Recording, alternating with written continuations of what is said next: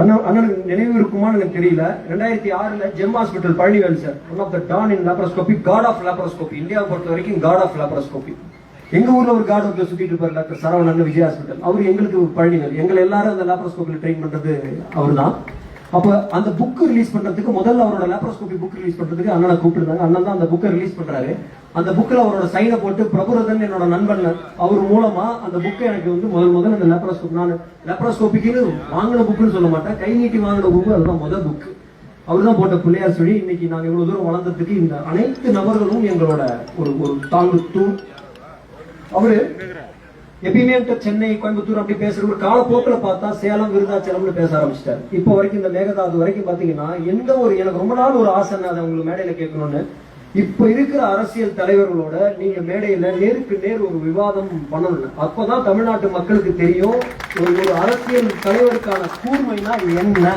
வெறும் ரீல்ஸ் போடுறது, வெறும் ஃபேஷன் காட்டுறது, அதெல்லாம் வந்து வேலைக்கே ஆகாது.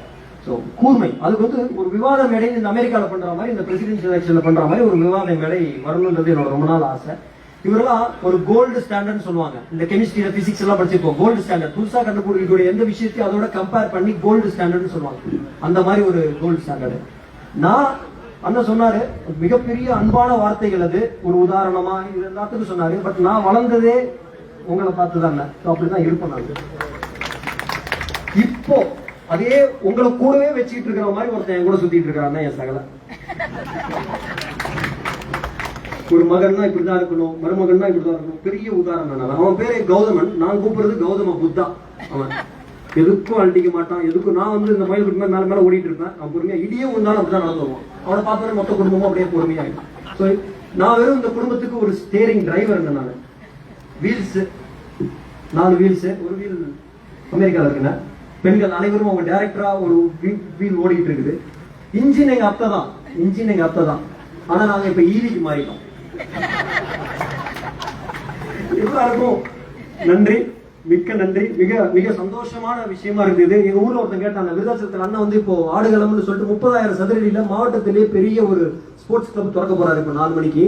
என் நண்பன் ஒருத்தவங்க அட்ரைஸ் பேட்ச் குரூப்ல போட்டோன்னே கேட்டான், ஏன்டா ஊருக்கு மட்டும் பிரிவென்டிவ் மெடிசன், புகுந்த வீட்டுக்கு கேத்தல பாடினான், அங்க மட்டும் ஹெல்த், இங்க மட்டும் ஹெல்த் ஆனா.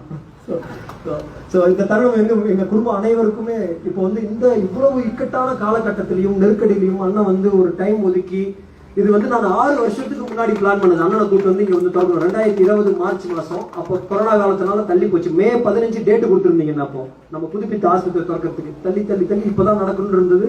நடந்த விதம் எனக்கு ரொம்ப மகிழ்ச்சியை தருது. எல்லோருக்கும் மிக்க நன்றி. நன்றிண்ணா, உங்களுக்கு சிறப்பான நன்றி.